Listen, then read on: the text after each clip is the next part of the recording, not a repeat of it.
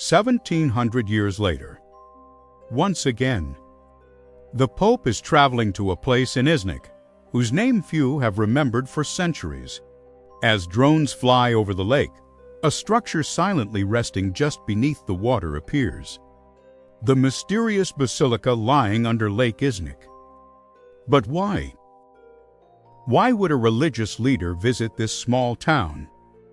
And why has this quiet underwater ruin suddenly become a topic of conversation again? In fact, the answer goes back exactly 1700 years to an event that took place on this very land.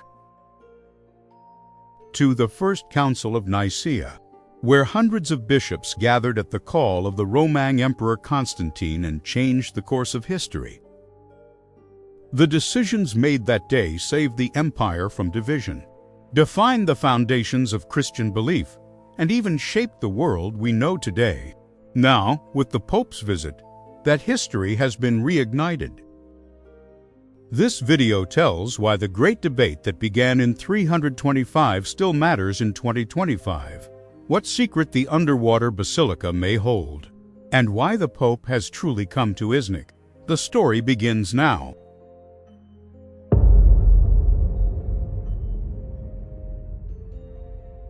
The year 325.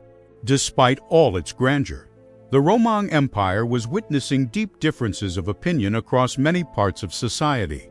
In the streets, in meetings, in churches, people were debating a single issue. There was a priest in Alexandria, Arius. His teachings spread rapidly among thousands. But there was someone who thought differently. Athanasius, a prominent figure in theological discussions. The disagreement between them grew so large that it was no longer just a theological matter. Debates intensified across Roman cities, and the empire's stability was beginning to shake. And finally, in the midst of these disputes, the new Emperor Constantine intervened. The empire no longer wanted another conflict. Constantine had one goal: to restore unity. In his famous letter, Constantine declared, "This dispute is now disturbing the peace of the empire.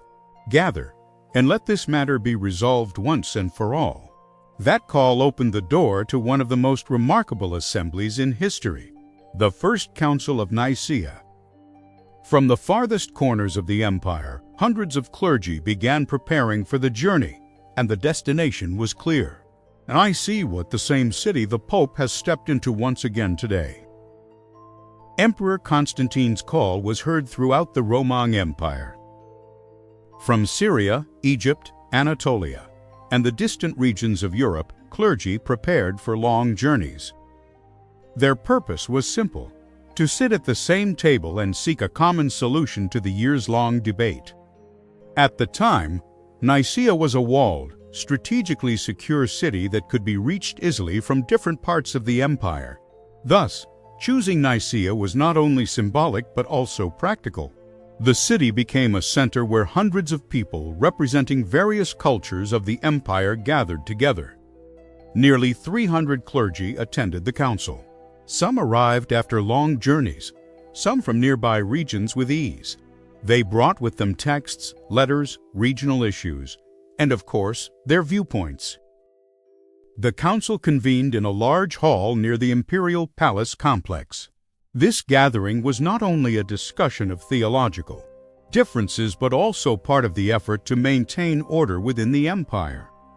Constantine wished for the discussions to proceed peacefully, without taking sides. During those days, the streets of Nicaea echoed with different languages, traditions, and ideas. But they all shared one common objective: to reach a clear and lasting decision on an issue that affected the future of the empire.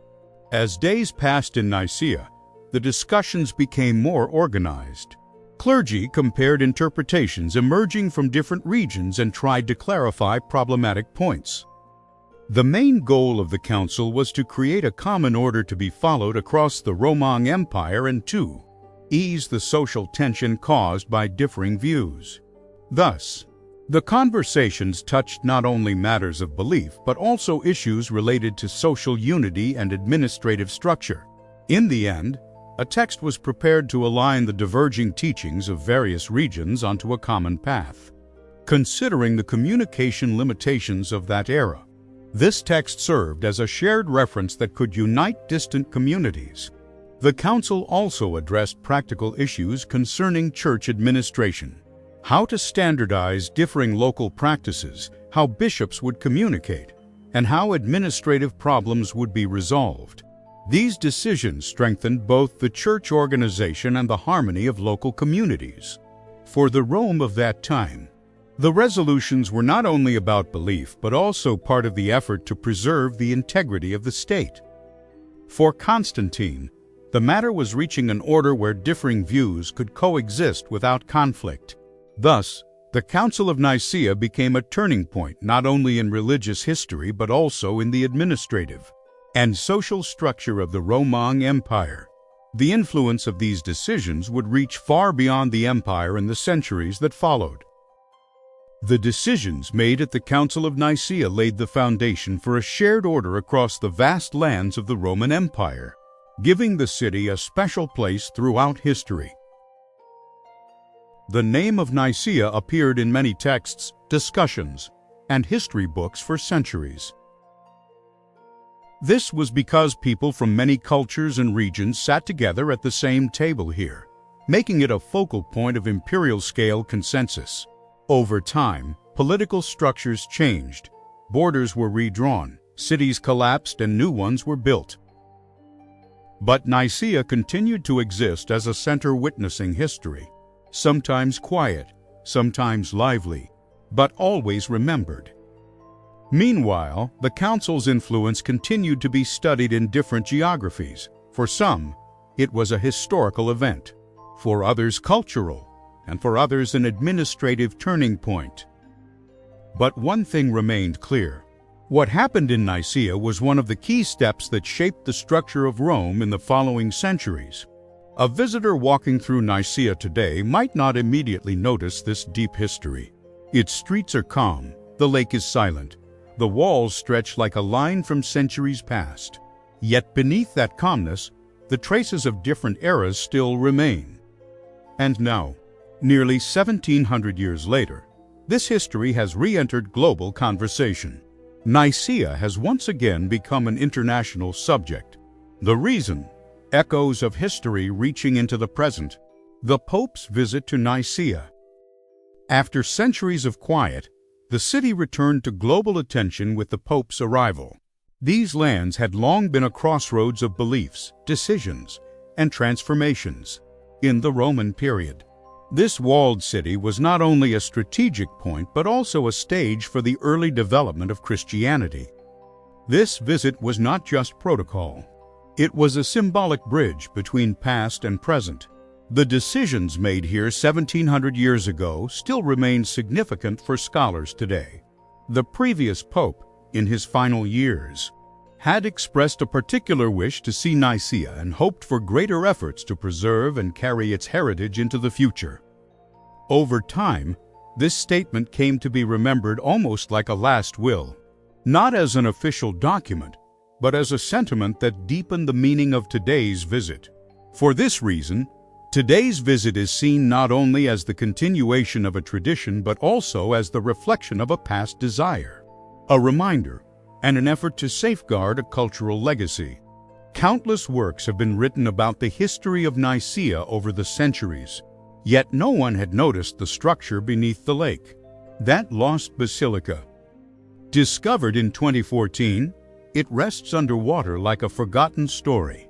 Diver footage, drone scans, and 3D models have almost brought the basilica back to the surface.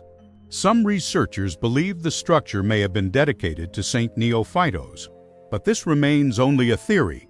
Its architecture, location, and era once again highlight the significance of Nicaea in the history of belief. And today, after 1,700 years, the Pope's visit has brought the Council back into global focus. The visit acts as a bridge between the city's past and the world of today. History sometimes comes alive through great decisions, and sometimes through a forgotten stone lying at the bottom of a lake. Nicaea now stands right at the intersection of both stories. Undoubtedly, the historical research on this event from 1700 years ago is still interpreted from different angles today. But it is clear that the Council of Nicaea was not only a religious debate, it was also part of an effort to maintain the order of an empire. The Pope's visit to Nicaea shows how the past can still influence the present. What do you think about this? Share your thoughts in the comments. See you in the next video as we explore another stop in history.